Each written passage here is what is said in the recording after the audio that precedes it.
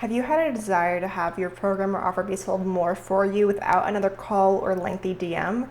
Then you're going to want to check out what type of sales vehicle is going to be right for you and your program without having to worry about doing all of the things to really understand the vehicle that's going to be the best for you, your people, and soon to be the sales for your program. So let's dive into it.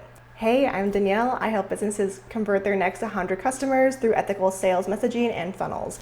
And this is one of my favorite topics to talk about because there really isn't a straightforward answer without knowing the context of your audience, of your energy, of all of the things. So what I want us to walk through is a lot of case study examples and prompts for you to do to really nail down at the end of this video what type of vehicle or not vehicle should you use. So when I use the word sales vehicle, you've probably heard it before kind of used in terms of like a webinar, a video series, an email sequence. They're essentially just a vehicle for sales. They're the thing that's going to be the main selling point for you, the main way people are going to go and experience your program for the first time. It goes beyond just like an actual sales page where it's giving you a lot of information. What the actual sales vehicle is meant to do is to provide some type of like mini transformation or even just seeing you having a deeper connection beyond just the page or emails. So the reason why sales vehicle is so important is because if you think about it, not all the time, but most times when you are going to look into investing into a program, you naturally look for where can I understand and experience this more. And for a lot of people, it's responding to DMs, it's doing a call with you, it's having an experience to understand that by the end of that experience, okay, now with this, do I feel like I'm a yes or am I a no?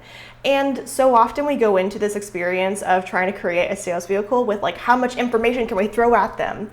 But that's not really what matters. What matters more is the feeling we're trying to have them experience and really to get them in that mental headspace to be primed and ready to make a decision, whether that decision is a yes or a no. So when it comes to the types of sales vehicles, like I mentioned, you've at least experienced one of them, and they kind of range depending on the type of content that works best for you, or honestly, whatever type of person you've talked to about this who probably favored one over the other. For example, you probably heard the most common sales vehicle be webinars or workshops. Those work well sometimes, not always, I'll share in a second. Other ones can be like pre-recorded video series, other ones can be an audio series, others can be just a written email series that gets you straight into the email sequence. So it's important to realize that even though it's important to have a container for people to experience, to basically replace what a call or DM conversation would be like with you, you want to ensure that you don't just choose something based off of the industry norm. This is probably the biggest mistake I see when people are trying to create a sales vehicle or decide one for their program, is they go based off of what they're seeing on the industry side, everything from like a webinar because I saw 10 other people do it and they said all of these sales, which to be honest, some of those sales could have been from 2 years ago, you don't know. And there's other people who say, I would never do a webinar, or I'd never do a video series because that's so much work. And this is why it's so important to, before we even dive into what's gonna be right for you, always with this kind of stuff, put on the hat of the CEO that you are, the decision maker that you are, the person who actually knows what feels good for you and your people. I know when you're doing this kind of work, it can kind of make you doubt the understanding of your audience, doubt even yourself of like what will feel good for you. But you've gotten this far in your business and in life to understand a little bit of what feels good for you, at least what some of your clients have already enjoyed from you or your lists have seemed to like. Use that understanding, use that skill that you have started to develop, whether you've mastered it in your own mind that you think it is. You have some basis to go into this process and choose what's going to be right for your people, at least for the first round.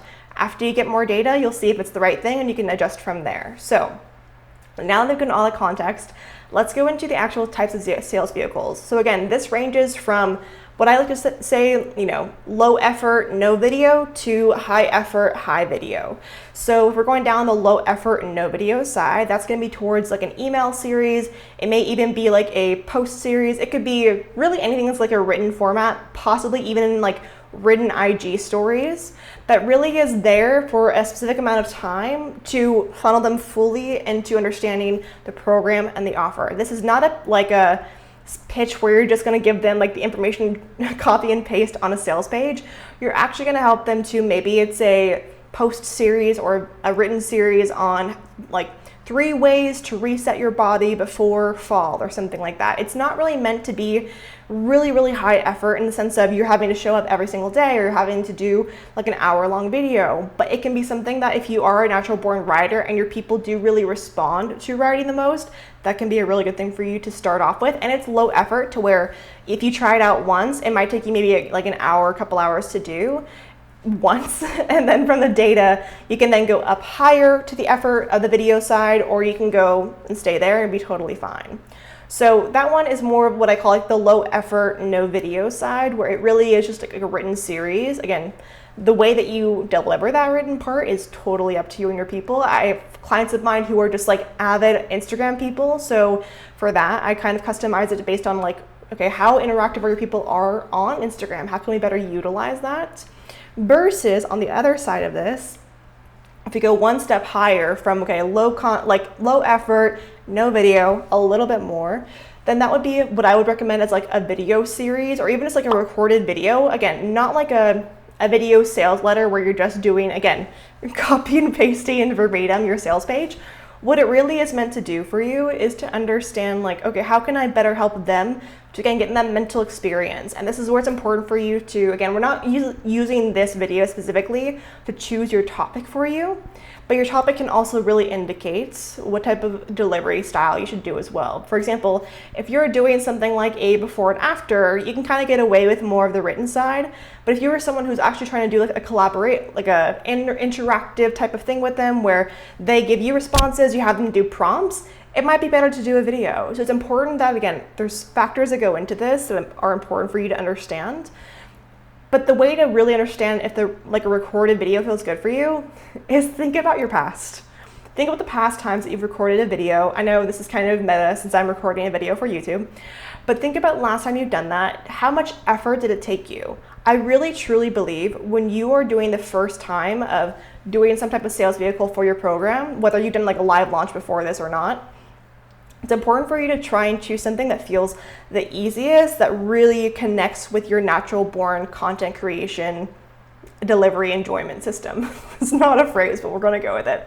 Which really means based off of social media or posts that you've done before, what naturally do you enjoy the most? I have clients of mine who was and are bloggers, and they've been bloggers and content creators for almost like a decade now, and for them their enjoyment is really in the written side, versus I have others who are just like personalities to the T, a type of entrepreneurs where like they thrive on video, they thrive on like their face being there.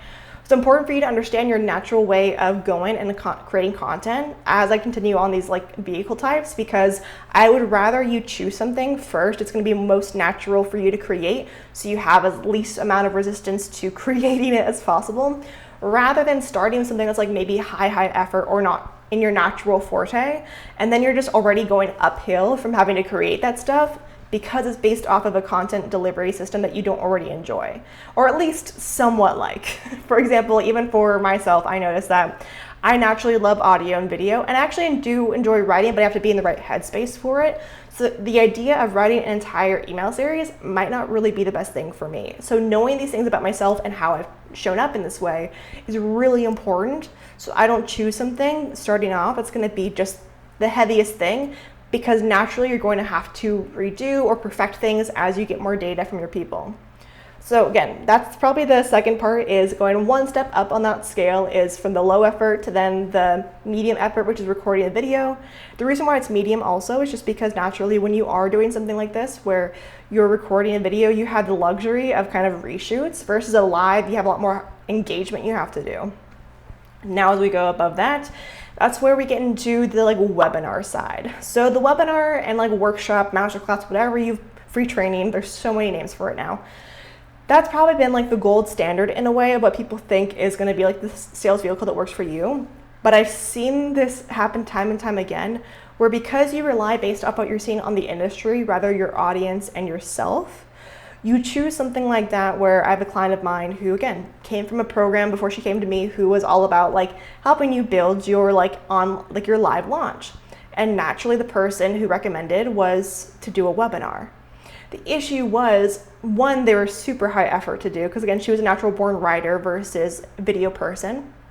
She already had that kind of like head up against it. Second thing is this person, like lifestyle wise, they were traveling often, they just got married, they're gonna have a kid soon.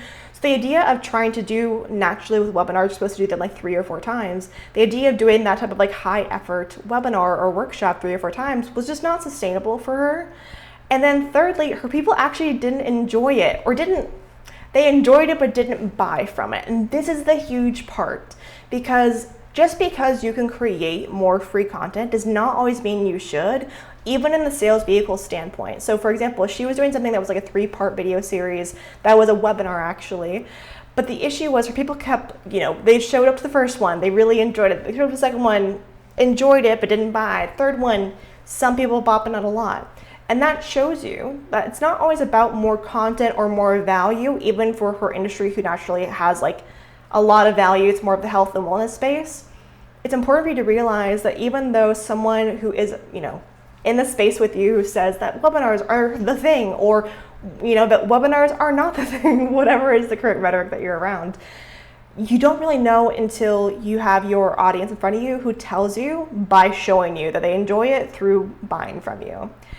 And the way, again, that I would recommend this for anybody who is wanting to create a sales vehicle is to really start by understanding, again, your lifestyle, talking about with my client that I just mentioned. She's someone who has so much going on. Most of my clients do. Most of my clients are like multi-hyphenates. They do podcasting, they do other things. She was flipping houses too. Like there's so much stuff happening behind the scenes that if you know that's the season you're in right now is very busy in the sense of just not having the type of capacity you would possibly need to do a high effort webinar, then give yourself the grace and honor that, again, that skill as a CEO to know, okay, I know that if I were to do this, it would either take me out of alignment, I'd feel very burnt out by the end of it, I'd feel stretched out without really any guarantee that my audience even likes it because I've never done this with them yet. Rather than acknowledge and say, okay, I don't have a lot of time right now or energy, so I'm going to actually consciously choose to do the lower effort parts first, see how they even like the topic, and then go up higher when I have more time, but still being able to get sales from those other pieces. So the biggest thing I can say is like making sure you understand the season of business and life you're in. Number one, I never want my clients to ever feel burnt out by the end of any type of launch or funnel. Second thing is for seeing what your audience naturally likes. So again, this is where I kind of call this the Goldilocks theory, both for sales copy, but also for sales vehicles, where you and your audience, it's gonna sound like a really weird one, but go with me. You and your audience are both Goldilocks. And it means that for you, you have to understand that, okay, to be Goldilocks for yourself means I have to find the just right type of content and sales vehicle it's going to feel good for me, which is why I talked about first the like lifestyle part, but also then the content you enjoy creating the most, whether it be video, audio, whatever it might be, whatever is easiest for you to create.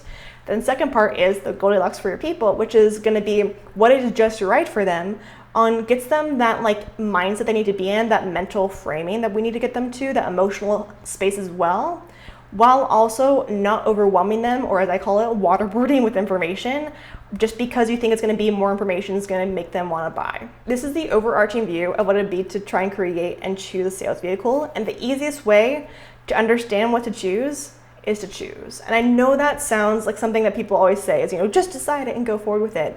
But again, I will always come back to my clients, the ones even who are 6- and 7-figure entrepreneurs. I will always give my 2 cents. But I believe at the end of the day, you know yourself best. And you also know from seeing your clients and your audience as well what they enjoy too. Even if it's only been 1 or 2 posts that you've posted in forever, or even if it's been, a couple videos, you at least have some place to start. And if you really want to go more the logical side too, look at your data. Look and see the emails you've sent, the topics that have gotten the highest clicks. Look at the posts that you've created or the videos you've done, which ones have done best. Analyze why. Put on that hat and have someone else help you put on that hat so that you can go into this with as much clear mind as you can, but also confidence, knowing that you are choosing what's going to be right for your people and your audience, with the understanding once you get that data, you will inevitably either say, okay, this is great, we're going to double down more on this type of content, or this didn't hit as well, we're going to move into more of this other side. The best thing you can do when you are trying to basically have a sales system that replicates you, because that's kind of what you're doing to help replace your calls and DMs, is to understand you have to be flexible with it. You have to be malleable. You have to understand that maybe the first step, which maybe is a low effort, didn't hit as well. So, okay, let's try one of the other ones. Let's take what we know and optimize. The best thing you can do to make sure that you're going to be in business for long term is to not live and die off of the first option. It is something I see so often is when people come to me and they think of the funnel as going to be something that we're going to be able to choose day one, it's going to work forever. We don't know until we know the data. We don't know until we know how your people react to it. We also don't know how you are going to react to it until it's done. So give yourself the grace of choosing what's going to feel the best for you and your people. Again, Goldilocks theory. And then from there, after you do it, take on the hat of seeing what's working and then optimize and choose from there. You will find what will work for you. To give you some hopefully hope, one of my clients who came to me, she was the one who was doing webinars. We moved her into a video series, which did okay, but wasn't really fully getting her audience. And then we moved her down to actually an email series that she had already created. We optimized a little bit better to prime her people. And that one has worked the best. Which, again, if you're looking at industry knowledge, they would say, of course it's not going to work. The people want the webinar. It's going to be the most important for them. But her people truly enjoyed the email series the most. So it's why you can't always rely on the industry rhetoric, and you have to choose things for yourself based off of the data once you do that first round, and you will inevitably find what's going to work for your people. But you have to come in with the standpoint of, I know what's going to be working for my people. I'm going to choose also what's going to work best for me. And third, I'm going to only commit to things that I know I can actually commit to in the season of life and business that I'm in. Now that you've taken the first step to actually choosing what your sales vehicle is going to be, go into the next video where I'm going to share with actually the anatomy of then how to create the page that'll promote the sales vehicle for you, whether it be a webinar, whether it be a video series. This is the page design that you're going to need so it can convert well for you, whether you're doing just organic or ads too. So see you over there.